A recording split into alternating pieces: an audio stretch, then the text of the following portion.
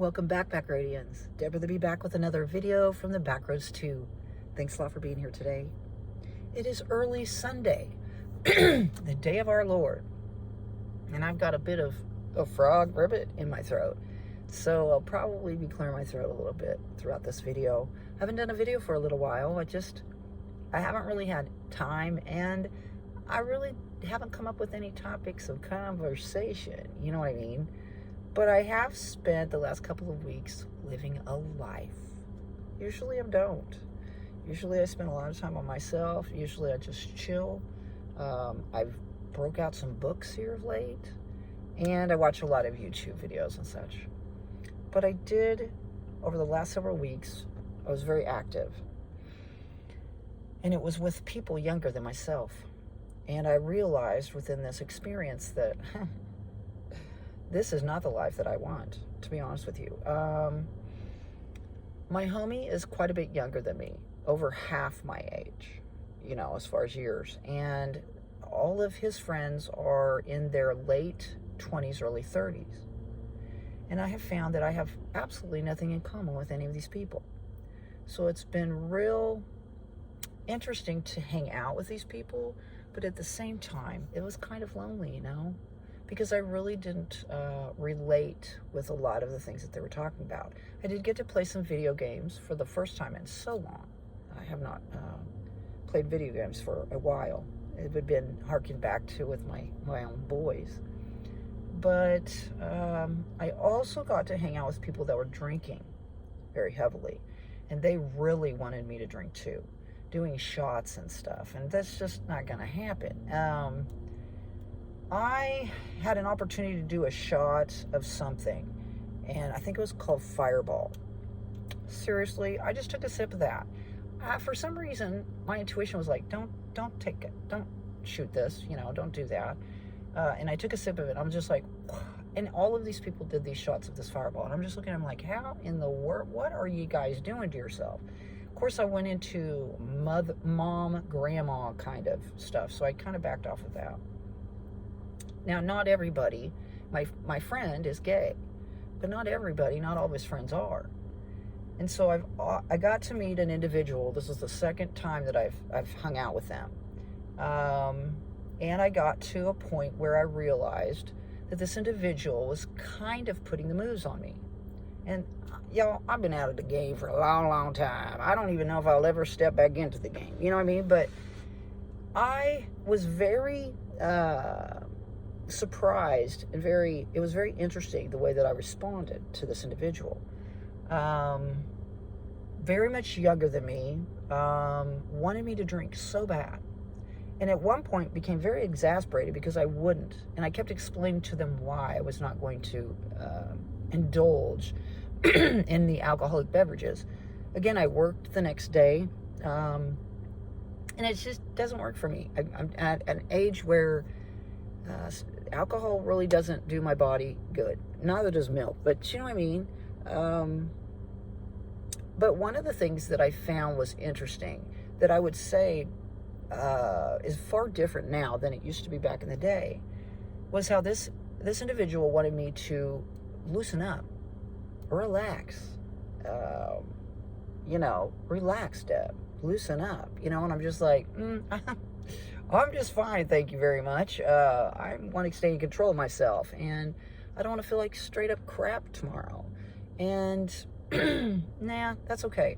I feel it better for me just to just be here. It was a birthday party for a friend of my friends, who I've become, I wouldn't say we're friends, but you know what I mean, acquaintances or such.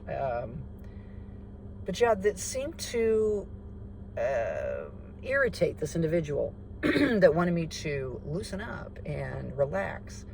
Later on, I investigated with this person. I asked some questions about why they enjoyed this type of lifestyle. Because I have found also that those that are of that age, their priorities are far different. Their ego is ginormous. And this individual did speak of that. It was one of the reasons why they like to drink. They told me that they enjoyed the They already had a big ego, and this just made their ego even bigger. That they had confidence when they drank. They liked the way that it numbed them, or at the same time stimulated them. And it was very interesting, the verbiage that they used describing their experience while they were, I mean, doing shot after shot after shot. I'm just like, wow. So I went to this birthday party the other evening knowing that this could be the very last time that I hung out with these people. And some of the people were, well, I hadn't been around them, but I did see how much they cared about my friend. But I also saw that my friend clearly is challenged when it comes to enjoying the partying lifestyle. He is very early on in his journey of life, you know, and this is what he's chosen to do. And I respect that. That doesn't mean that I'm going to participate in it. Doesn't mean that maybe our friendship outside of that environment is going to be far different. And perhaps that will be something that would be of a comfort to him as far as not being in that type of environment, maybe. I don't know. And I'm not really, you know, bugging on it, I guess. But I do think it's kind of funny that my reaction to somebody that was peacocking me, basically, was such at one of just indifference. Like, you know, I can see that you're doing this, but it's not something that I'm going to acknowledge or have anything to do with. I didn't really like this individual that much when I first met him. I didn't like the way that they treated my friend.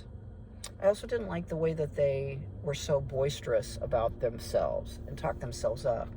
I also didn't like the fact that they were trying to delve into my business.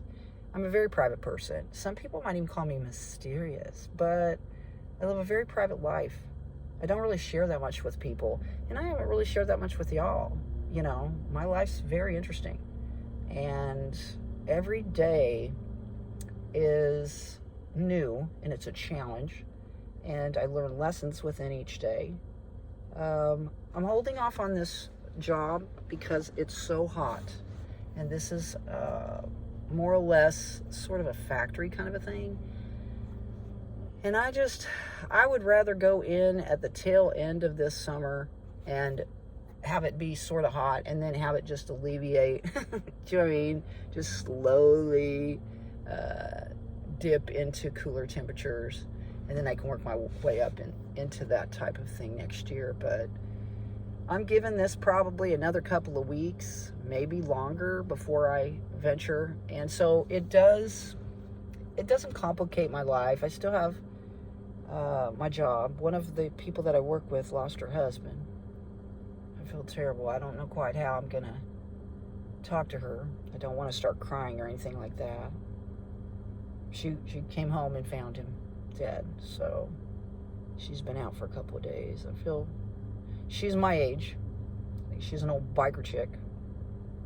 And so yeah, I said a prayer for her in hopes that she gets through this. She had a long, hard road ahead, pretty much. But you know, when you get to be this age, that's what happens. And I've had enough of that. I'm sure I have, sadly. You know, as I gain friendships, and especially with people my age, you know, when it's your time to go, it's your time to go. Anyway, this is my video today. I know it's kind of boring, and I just wanted to do one.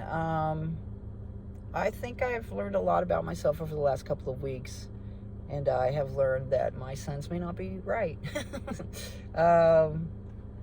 You know, I definitely want to ride out into the sunset with someone I have something in common with, and something that I can have conversations, someone that I can have conversations with, you know, and not sit around and watch video games while they play, you know what I mean? That's kind of what that situation was. But anyway, thanks a lot for being here. If you enjoyed the video, give it a thumbs up. If you want to subscribe and see future videos, please do so. Get out there and spread those little pieces of peace.